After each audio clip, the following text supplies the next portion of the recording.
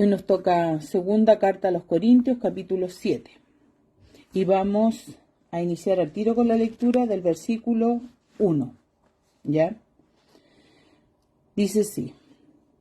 Así que, amados, puesto que tenemos tales promesas, limpiémonos de toda contaminación de carne y de espíritu, perfeccionando la santidad en el temor de Dios. Esta es una llamada de Pablo a la santidad.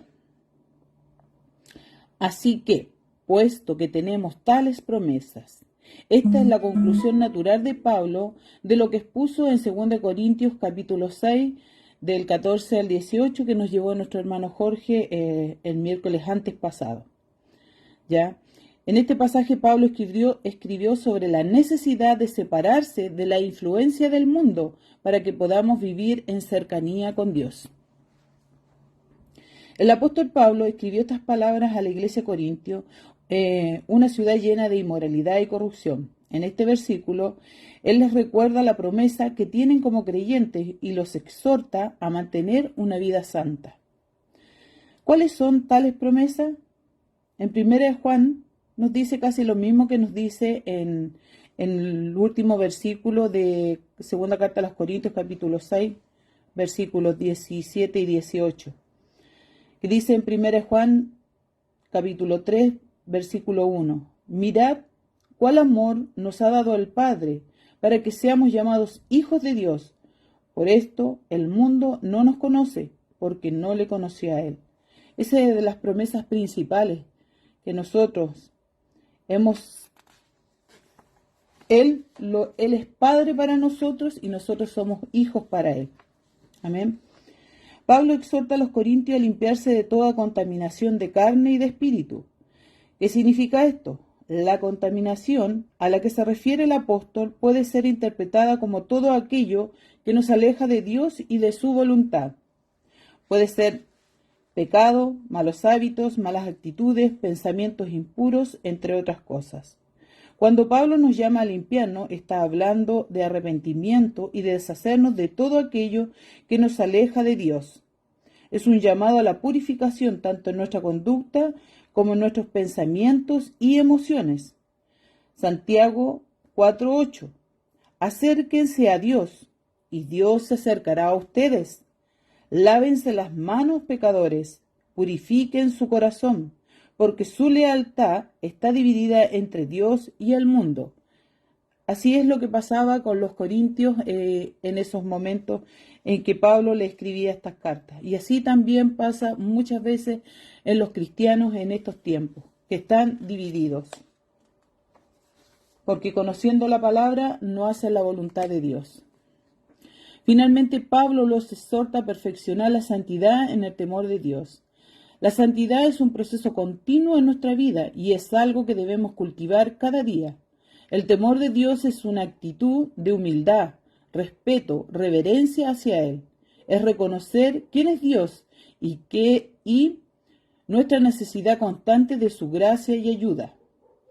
Veamos Hebreos 12, versículo 28. Mi hermanita Daniela, si tiene ahí su Biblia, Hebreos 12, versículo, capítulo 12, Hebreos 12, No. 28, claro. 28. Ya. Sí, 28. Así que recibiendo nosotros un reino inconmovible, tengamos gratitud y mediante ella sirvamos a Dios, agradándole con temor y reverencia. Amén. Así aquí nos habla del temor de Dios, con reverencia, con un temor, agradándole y con un temor de reverencia. A eso nos llama, es el temor de Dios. Ahora leemos los versículos 2 y 3 del capítulo 7 de 2 Corintios. Admitidnos, a nadie hemos agraviado, a nadie hemos corrompido, a nadie hemos engañado. No lo digo para condenaros, pues ya he dicho antes que estáis en nuestro corazón para morir y para vivir juntamente. Hagan espacio para nosotros en su corazón, porque a nadie hemos procurado corromper. Eso es lo que Pablo les quiere decir. A nadie le hemos querido hacer mal, a nadie, no han hecho injusticia, no ha codiciado ni ha ganado ninguna ventaja. Él no ha sacado ningún provecho de ninguno de los hermanos, sino que es lo que él pide eso, recíbame, porque todos lo hemos hecho sin agraviarlo, sin engañarlo. Dice, la gran virtud de Pablo de no engañar a nadie, dice. A veces, para conseguir ganancias, algunos cristianos recurren a prácticas deshonestas, ya sea en los negocios o en las relaciones con los demás. Pero esto no es el camino de Dios. La Biblia es clara en que la mentira no es aceptable. Como cristianos debemos ser honestos, no solo en nuestra vida personal, sino también en nuestro testimonio. Pablo está hablando con los corintios acerca de su amor y preocupación por ellos. Él les dice que no está tratando de condenarlos, sino que los ama y quiere estar con ellos. Él dice que están en su corazón, tanto en la vida como en la muerte. Esta carta lo que más nos muestra, mis hermanos, es el amor de Pablo hacia la iglesia de los corintios. Es en lo que yo más me asombré de esta carta, es ese amor de Pablo, y es maravilloso. Y ese es el amor que nos ha enseñado nuestro Señor Jesucristo, ese amor que conoció Pablo también, y que le fue revelado a través del Espíritu, ya que Pablo, ustedes saben que nuestro Señor Jesucristo se le presentó después de que él había fallecido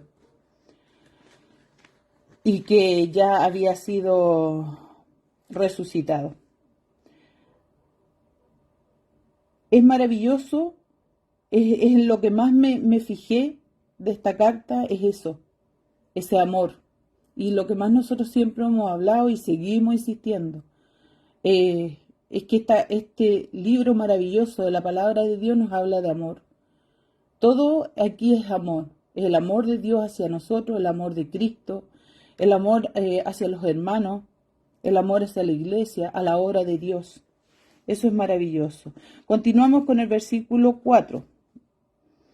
Mucha franqueza tengo con vosotros, mucho me glorío con respecto de vosotros.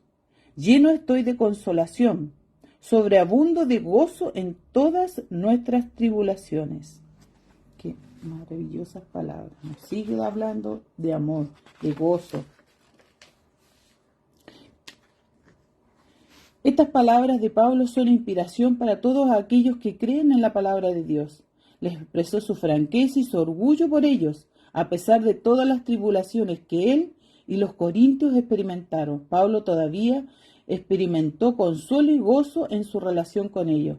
Este versículo nos enseña una lección sobre la importancia de la honestidad, la alegría y la amistad en nuestras vidas y en nuestra relación con Dios. Aquí una vez más vemos cómo Pablo se gozaba. Los corintios había tenido tribulación, había tenido muchos agravios por los corintios, pero él aún así confiaba en ellos, los amaba y se gozaba en ellos. Y en la tribulación, cuando él estaba en tribulación, se gozaba porque él tenía esperanza en ellos. Versículo 5. Dice, porque de cierto, cuando vinimos a Macedonia, ningún reposo tuvo nuestro cuerpo, sino que en todo fuimos atribulados, de fuera conflictos y de dentro temores. Pablo habla tanto de los conflictos externos como internos en este versículo. Los conflictos externos se refieren a las dificultades que enfrentó para predicar el Evangelio, desde la oposición de las autoridades judías y paganas, hasta el mal clima, los problemas de salud. Pablo tuvo que enfrentar muchas dificultades en su camino. Todo este tipo de dificultades la pueden ver en el libro de Hechos. Ahí va detallado desde el capítulo 9, 10 para adelante. Ahí empieza a ver las dificultades que Pablo tuvo, por todas las tribulaciones que él tuvo que pasar. Los conflictos internos que menciona Pablo son los temores que experimentó. Es posible que hayan sido temores por su propia seguridad o por la seguridad de aquellos a quienes había enseñado. Independientemente de la causa, estos miedos pueden haber sido tan desgarradores como los conflictos externos que enfrentó. En todo lugar donde la obra de Dios empieza a expandirse, las tribulaciones aparecen. Los siervos de Dios sufren conflictos, batallas y contiendas por fuera e interiormente. El temor surge y ataca nuestra alma tratando de inutilizarnos en el propósito divino. Esa es la manera que tiene el enemigo de que nosotros nos apartemos, de que decaigan nuestros brazos y no nos sigamos forzando y a veces no continuemos. Ya sea en las tribulaciones que podamos pasar en la vida diaria, en lo cotidiano, y así también en la parte espiritual, porque también en la parte espiritual también a veces nosotros decaemos. Pero por eso debemos mantenernos firmes en la palabra, en la oración, para fortalecernos en nuestro Señor Jesucristo, en nuestro Padre, que Él nos da la fortaleza, Él es el que nos consuela y nos levanta. Veamos ahora el versículo 6 y 7. Pero Dios, que consuela a los humildes, nos consoló con la venida de Tito. Y no solo con su venida, sino también con la consolación con que él había sido consolado en cuanto a vosotros, haciéndonos saber vuestro gran afecto, vuestro llanto, vuestra solicitud por mí, de manera que me regocijé aún más. Aquí en el versículo 6, sí. Dice, porque Dios consuela a los humildes. Habla de la humildad. La humildad es un factor importante en la forma en que Dios nos consuela. En este versículo se nos habla específicamente de los humildes. La humildad no significa debilidad, sino que es una actitud que nos hace consciente de nuestras limitaciones y nos ayuda a depender de Dios en todo momento. Mateo 11:29. Llevad mi yugo sobre vosotros, y aprended de mí, que soy manso y humilde de corazón, y hallaréis descanso para vuestras almas. Amén. Lo dice nuestro Señor Jesucristo. Él, el Hijo de Dios, era humilde. Y nos llama también a nosotros a ser humildes, a que tenemos que tener esa humildad. Y como les decía, no esa humildad así de pobrecito, no, esa humildad de que sabemos que nosotros solos no somos capaces, sobre todo ante Dios. Nosotros no somos capaces solos. Él el que nos fortalece, Él el que nos levanta. Todo cuanto nosotros hagamos es solamente por Él. Dios es considerado el Padre de la misericordia y el Dios de toda consolación. Ahora sí, mi hermanito Jorge que está ahí, 2 Corintios capítulo 1:3. Que Dios le bendiga. Bendito sea el Dios y Padre de nuestro Señor Jesucristo, Padre de misericordia y Dios de toda consolación. Amén. Ahí está, claramente lo dice. El Padre de nuestro Señor Jesucristo, Padre de toda consolación, Dios de misericordia y de toda consolación. En varias partes de la Biblia podemos encontrar pasajes donde Dios promete estar con nosotros en momentos de necesidad y ofrecernos su consuelo. Por ejemplo, en el Salmo 34:18. ¿Eso lo puede ver mi hermana Daniela? Salmo 34:18. Cercano está Jehová a los quebrantados de corazón y salva a los contritos de espíritu. Amén, ahí está. Cercano está Jehová a los quebrantados de corazón y salva a los contritos de espíritu. El hecho de que el apóstol Pablo mencione la venida de Tito como parte del consuelo de Dios que Dios les brindó, nos recuerda que Dios se vale de personas cercanas a nosotros para brindarnos su apoyo. Este hecho nos motiva a estar más atentos a nuestro alrededor y valorar a las personas que nos rodean. Aquí a Pablo le llegó la consolación a través de Tito, del mensaje que traía Tito. Dios los consoló a través de Tito y así también a nosotros. Un hermano puede ser consuelo o nosotros podemos ser el consuelo. Llevamos el consuelo, ya sea con la palabra de Dios, con el apoyo, con estar ahí. Dios nos utiliza para que nosotros llevemos consuelo a los demás. En este caso, Tito Dios lo envió para traer el consuelo a Pablo. Aquí está Tito, pues Tito que estaba perdido. El hermano Jorge decía, ¿dónde anda Tito? Ya. Bueno, lo buscó también esa vez, pero aquí volvió Tito, apareció Tito. Entonces dice, ellos nos motiva a estar atentos a nuestro alrededor y valorar a las personas que nos rodean. Este pasaje específico, Pablo está hablando de la llegada de Tito a la ciudad y cómo su presencia trajo consuelo no solo a Pablo, sino también a los cristianos en Corinto. Tito informó a Pablo sobre el gran amor, la preocupación y el llanto que los corintios experimentaron en relación con él. Todo esto alegró aún más a Pablo, ya que se sintió amado y apoyado por los corintios. Qué maravilloso es sentirse amado y apoyado por los hermanos. Así se sintió Pablo. Así también nosotros debemos, así nuestros pastores y nosotros cada uno como hermanos en Cristo, debemos poder sentirnos apoyados y amados por nuestros hermanos. Cuando uno está triste, el otro también debe estar triste por ese hermano. Debe buscar el consolar. Necesitamos ese amor fraterno entre cada uno de los hermanos de las congregaciones y la iglesia en general. Ahora vamos al mensaje, casi como que yo le dije, principal, lo que provocó toda esta carta. Y vemos los versículos, voy a leer del 8 al 12.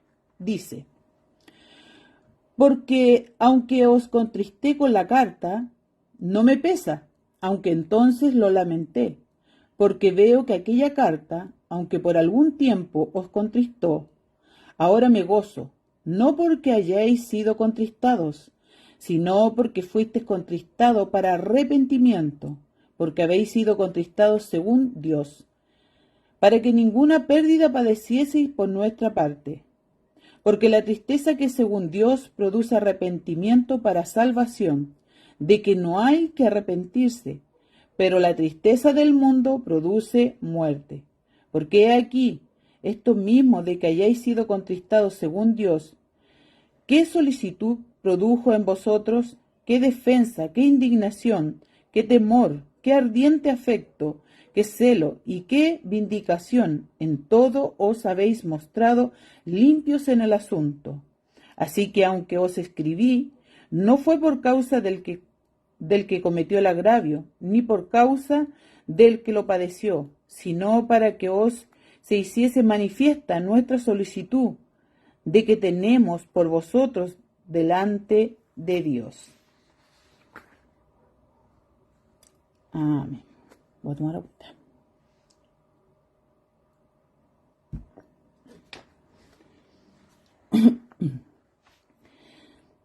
En esta parte dice, porque aunque contristé con la carta. ¿Qué carta? ¿A qué carta se refiere Pablo? Esta quizás sea la carta Esta quizás no sea la carta de 1 Corintios, sino la carta que Pablo escribió entre 1 y 2 Corintios. Ya hemos dicho que hay una carta por ahí entre medio y se hace ver más que nada, también se revela en los mismos capítulos 1 y 2 que hubo ahí una carta. No sabemos qué es lo que decía esa carta, no nos vamos a meter ahí como dijimos la otra vez, vemos lo que está escrito, ¿ya? Pero sí da a entender que hubo una carta. Ayuda aquí. Si recordamos la secuencia de los eventos, las cosas estaban yendo mal entre los cristianos en Corintio.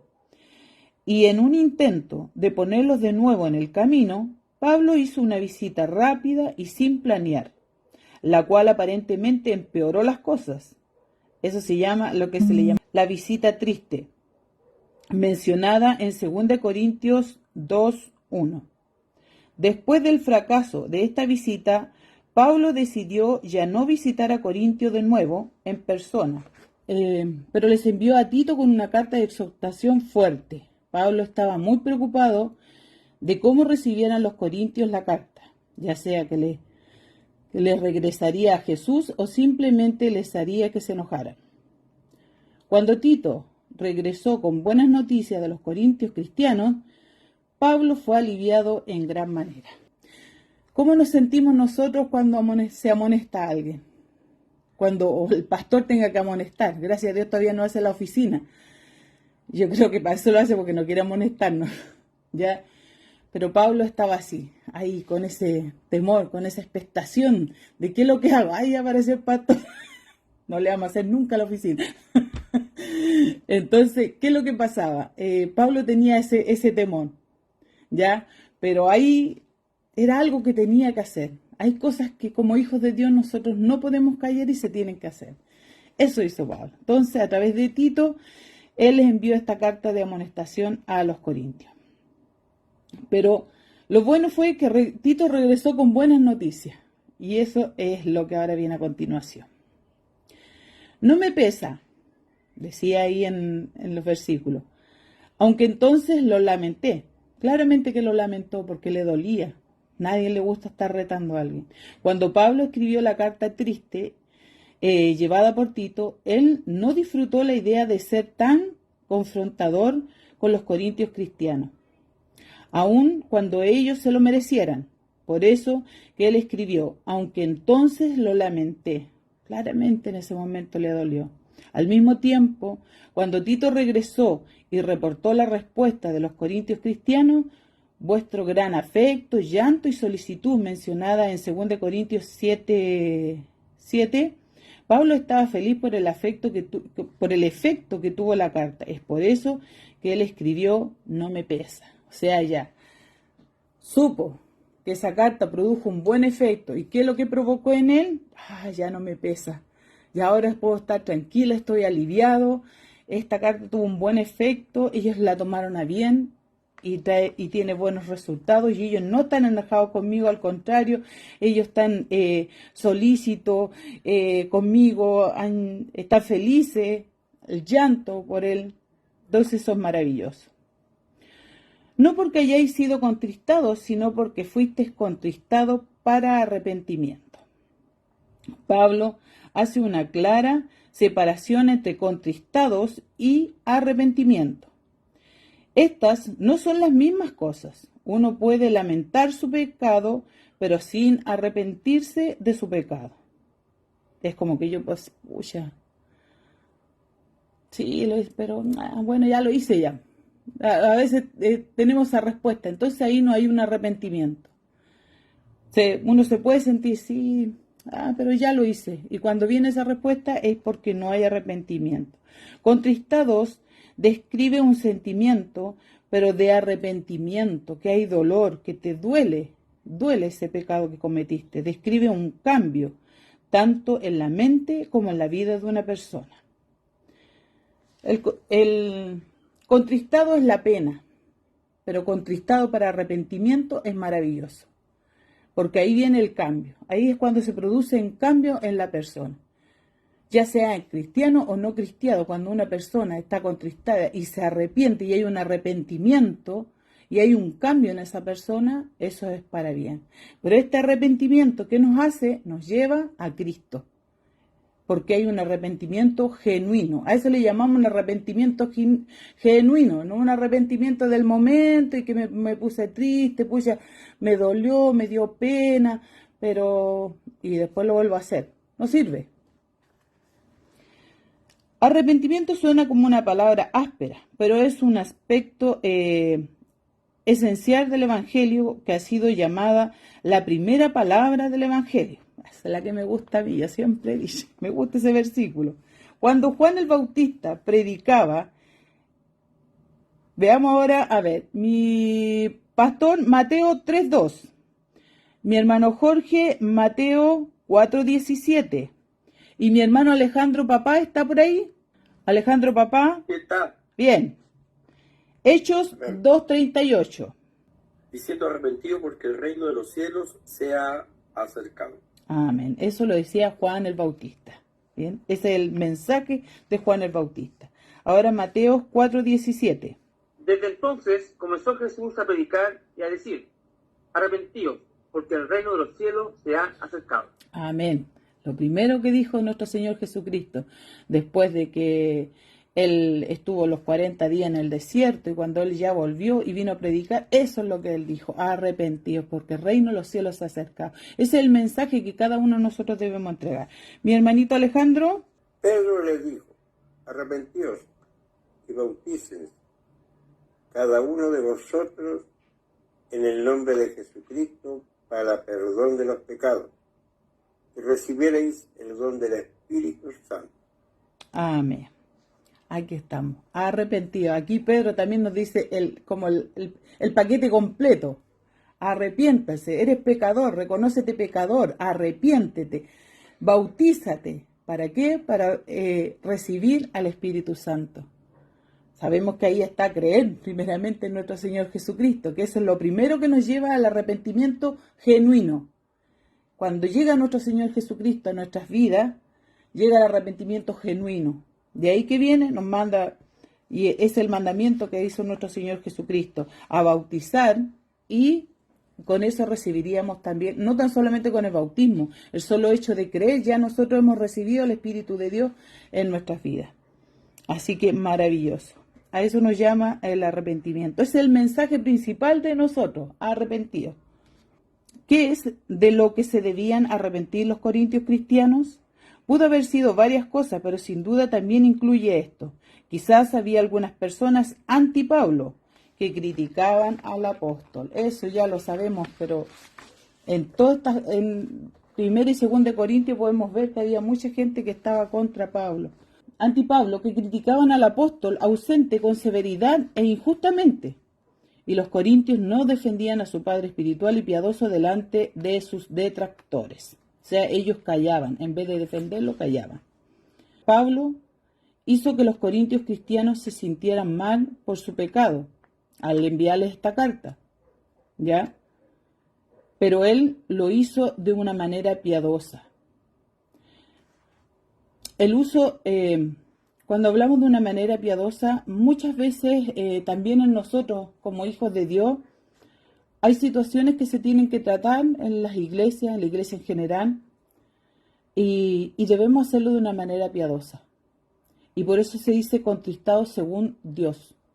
Dios con ese amor maravilloso que también nos enseñó nuestro Señor Jesucristo, no queriendo que la persona caiga, sino que esa persona se arrepienta. Ese debe ser siempre nuestra finalidad, de que cuando en algún momento tengamos que a lo mejor decirle a alguien algo que no nos ha gustado, que ha hecho, siempre debe ser bajo el amor y esperando que esa persona lo reciba así como lo recibieron los corintios, con arrepentimiento, en que reconocieron que habían pecado, se arrepintieron y empezaron a hacer las cosas bien. Eso es lo que lleva a un contristado según Dios. Él fue honesto, sin utilizar intenciones escondidas, porque muchas veces, como se dice, las intenciones del corazón las conoce Dios. Y muchas veces hay intenciones malas en el corazón de las personas. Y a veces, ¿qué quiere? A lo mejor, ¿qué puede procurar uno? ¿Que ese hermano se aleje? No, esa no debe ser la intención. O que se vaya para que no haya más problemas. No, esa no debe ser la intención de un hijo de Dios. La intención de un hijo de Dios debe ser que esa persona se corrija lo que está mal y empiece a actuar conforme a la voluntad de Dios. Ese es el momento en que nosotros demostramos nuestro más grande amor por el prójimo. Entonces, cuando hay una situación dolorosa, así como lo pasó Pablo, él le envió esa carta diciéndole, mira, está mal esto que ustedes están haciendo, no sé, ¿por qué aquí, por qué allá? Pero con amor, siempre él esperando de que ellos se arrepintieran para bien, no para mal, no para que esta persona cayera. Él fue honesto sin utilizar intenciones escondidas y manipulaciones. Él simplemente dijo la verdad en amor. No todos los predicadores o todas las personas pueden decir que hacen lo mismo que Pablo hizo. No está bien que intenten que alguien sea contristado de una manera que no sea de Dios. O sea, la manera de Dios es en el amor. Cuando no es la manera de Dios, es la manera del mundo. Muchas veces también se utilizan las prédicas, ya sea de hermanos o de pastores también, que a veces quieren llamar la atención y utilizan la prédica. Las prédicas no están para eso.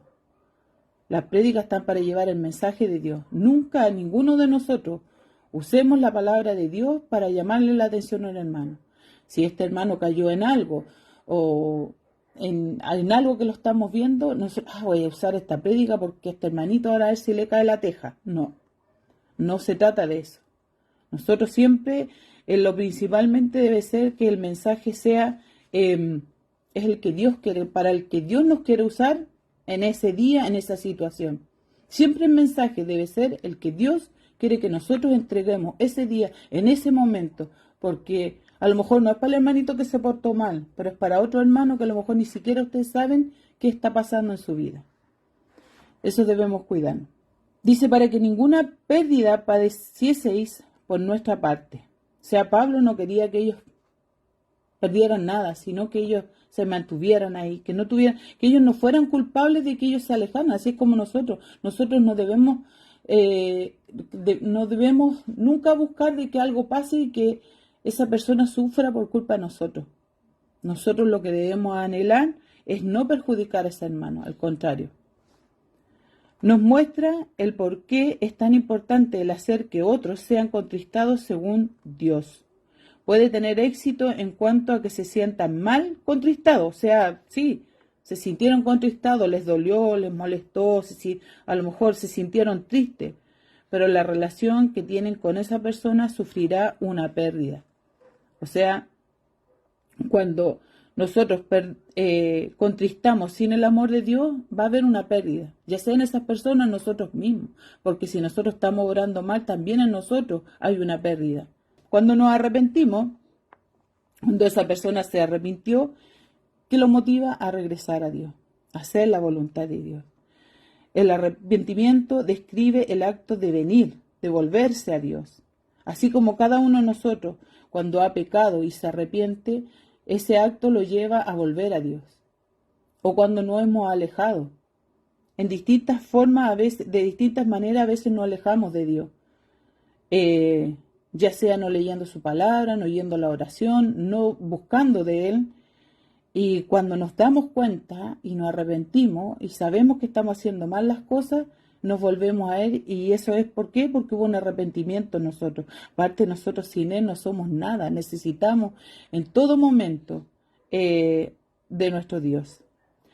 La tristeza en sí misma no produce nada más que malos sentimientos, pero la tristeza que según Dios produce arrepentimiento, ya que el arrepentimiento es un cambio en manera de pensar y acción.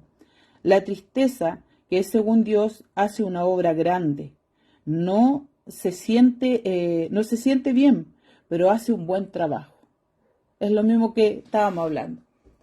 Me entristezco, me duele, pero esa tristeza hizo un trabajo grande en mí. Me devolvió a mi Padre. Vuelvo a Él. Así como el hijo pródigo sufrió, padeció, pero que lo que hizo, Él volvió a su Padre. Así nosotros también, cuando esa tristeza produce algo grande en nosotros, nos hace devolvernos. La tristeza del mundo es diferente porque produce muerte. La tristeza del mundo es cuando sí nos duele, nos dolió, pero no nos arrepentimos, igual, seguimos igual, eso nos lleva a la muerte. Porque siempre hemos dicho, Dios es un Dios de amor, pero también es fuego consumidor. Y llegará el tiempo en que Él, cuando llegue el día del juicio, Él no va a dejar pasar esas cosas, porque Él es un Dios justo. Entonces no va a dejar pasar lo malo. ¿Qué solicitud produjo en vosotros? Esto es lo que produjo esta carta en los Corintios. Qué defensa, qué indignación, qué temor, qué ardiente afecto, qué celo, qué vindicación. O sea, ahí los Corintios tuvieron afecto, un celo por la palabra de Dios, por todas las cosas, una vindicación. O sea, se reivindicaron con todo lo que habían hecho, ellos se reivindicaron. Ay, estas palabras tan difíciles, Señor. Todas estas cosas mostraban que la tristeza de los corintios cristianos obró en un arrepentimiento verdadero. En el asunto, aquí hablaba de lo que había pasado, aquí nos habla de lo que había pasado. En el asunto, Pablo está utilizando el discernimiento piadoso al no traernos todo el asunto de nuevo desde el principio. Aquí hablamos de los problemas que había tenido, que pasa en la primera carta a los Corintios. Había alguien que había hecho un mal por esa causa del que cometió el agravio. y había alguien que recibió ese mal. Así es, porque cuando alguien hace algo mal, hay otra persona que recibe ese agravio. Y así había pasado en esta carta, por causa del que lo padeció. O sea, alguien cometió un agravio y alguien lo padeció. Pero no había necesidad de pasar por el mismo lío otra vez. O sea, no lo vuelve a contar Pablo aquí. El propósito de escribir la carta triste no era para tomar un bando en la disputa entre los corintios cristianos. Su propósito era demostrar su preocupación para que se os hiciese manifiesta nuestra solicitud que tenemos con vosotros delante de Dios. O sea, Pablo estaba preocupado, él estaba solícito por los corintios, cómo ellos se iban a presentar delante de Dios. Pablo explica que su verdadera intención al escribir fue para mostrar su preocupación por la iglesia en Corintio y para asegurarse de que estén enfocados en Dios. Ese era lo que a él más le interesaba, que ellos volvieran a Dios. Ahora leemos del versículo 13 al 16. Por esto hemos sido consolados en vuestra consolación, pero mucho más nos gozamos por el gozo de Tito, que haya sido confortado su espíritu por todos vosotros. Pues si de algo me he gloriado con él respecto de vosotros, no he sido avergonzado, sino que así como en todos hemos hablado con verdad, también nuestro gloriarnos con Tito resultó verdad. Y su cariño para con vosotros es aún más abundante cuando se acuerda de la obediencia de todos vosotros, de cómo lo recibisteis con temor y temblor. Me gozo de que en todo tenga confianza en vosotros. Amén. Bueno, aquí ya vamos ya casi terminando. Este capítulo era cortito. El apóstol no se decepcionó por ello. Lo que dijo a Tito, o sea, no, él le dijo a Tito, pero si no, aquí los corintios no te van a recibir bien, y le habló bien a Tito de los corintios. Entonces, lo que Tito le dijo, y pudo declarar, Tito le declara, con gozo la confianza que tenía en ellos para el tiempo venidero. O sea, Tito le dice, sí, estás bien, no estás equivocado, están bien los corintios, está bien la confianza que tú depositaste en ellos. No, ellos, los corintios, no defraudaron a Pablo. No quedaron mal ante Tito. Al contrario, Tito le dice que la confianza que tenía en ellos para el tiempo venidero, o sea, para lo que se viene. Ves aquí que los deberes del pastor y de su rebaño, estos deben alivianar los problemas del oficio pastoral. En este caso aquí Tito había trabajado, llevó la carta, la presentó, y cómo quedó Pablo, aliviado, contento, feliz de la respuesta que Tito le trae. Y eso es maravilloso. Y aquí Pablo fue ayudado por Tito. Así también en lo que es el oficio pastoral también debe tener sus ayudadores. Así como cada uno de nosotros trabaja en la obra del Señor, nosotros debemos ser también los que están ahí para apoyarlo a los pastores. Por medio del respeto y la obediencia. También el respeto y la obediencia es muy importante. Siempre debe haber un respeto, tanto a nuestros pastores como a cada uno de nuestros hermanos.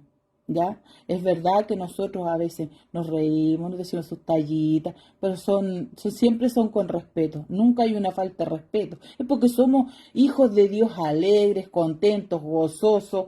Entonces no es porque yo le falta respeto, no, siempre son con respeto. Somos una familia en Cristo alegre y ya nos conocemos, somos como una familia, entonces eso también es importante. Pero sí es importante que todo siempre se debe hacer con respeto y obediencia también. Debemos respetar a cada una de las autoridades que se nos han puesto por delante. En este caso nosotros le debemos respeto a nuestro pastor. Debemos respetar las decisiones, y aparte que él siempre, y debe ser así, él toma el parecer, así como lo hicimos en la reunión que hubo el domingo. Él le toma el parecer a la congregación, porque tampoco el pastor es que se puede hacer lo que él quiere, ¿no? Para ir algún hermano a decir, no, hermano, yo no estoy de acuerdo. No, entonces, pero siempre todo debe ser con respeto, ¿ya? Ahí salió la hermana, chacotera. Entonces, eso es mi hermano. Pero eso es muy importante, el respeto, mi hermano.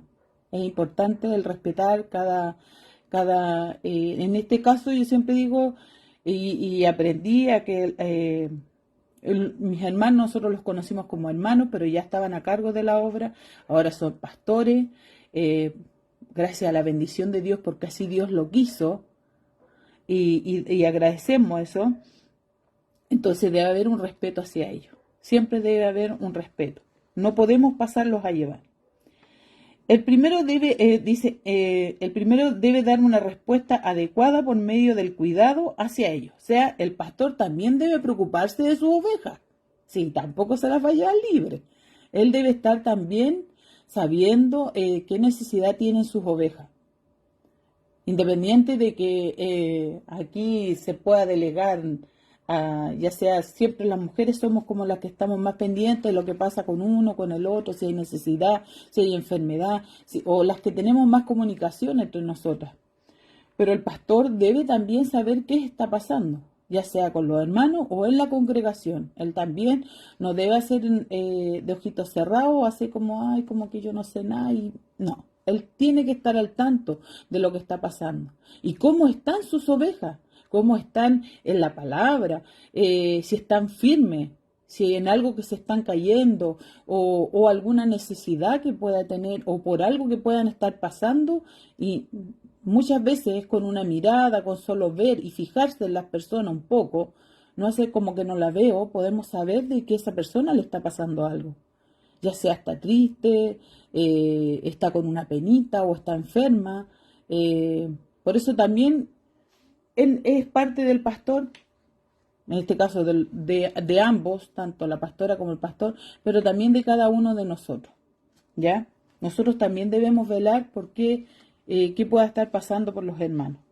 Y con su preocupación por ellos y su aprecio por el rebaño, con testimonios de satisfacción, gozo y ternura. O sea, aquí Pablo recibió ese gozo y esa ternura de su rebaño. Así nosotros también debemos apreciar, debemos fortalecer, apoyar también a nuestros pastores, que nosotros también debemos estar ahí para ellos. ¿Ya? Eso es muy importante. Y si estamos satisfechos también y gozosos en ellos, en su crecimiento, nosotros ya llevamos, yo ya como 6 años más o menos que llevo, y damos gracias y vemos que ha habido un crecimiento muy grande. Y eso para nosotros es buenísimo. Y damos gracias a Dios por ello, porque se ha visto la disposición de todos y en todo. Y eso para nosotros lo podemos reconocer ahora. Podemos decir, sí, ha habido un cambio enorme, grande, maravilloso, en busca de la palabra, de la sana doctrina, de ir, ¿cómo se llama? Lo que está mal, ir arreglándolo. Y no me refiero a la infraestructura, sino que me refiero a lo que es todo lo que es la congregación. Y eso ha sido maravilloso. Mis hermanos, de este capítulo tan lleno de amor, porque yo encontré que era un capítulo muy lleno de amor, de muestras de amor. Lo que más rescaté era que nosotros, al igual que los corintios, hemos sido llamados a limpiarnos de toda contaminación, como lo decía nuestro hermano en el capítulo 6. Es necesario, es de toda contaminación, porque somos llamados a ser santos, a ser apartados. Y es necesario, mi hermano. Y también, y eso nos lleva a perfeccionar nuestra santidad. Este ha sido el estudio de la segunda carta a los Corintios, capítulo 7.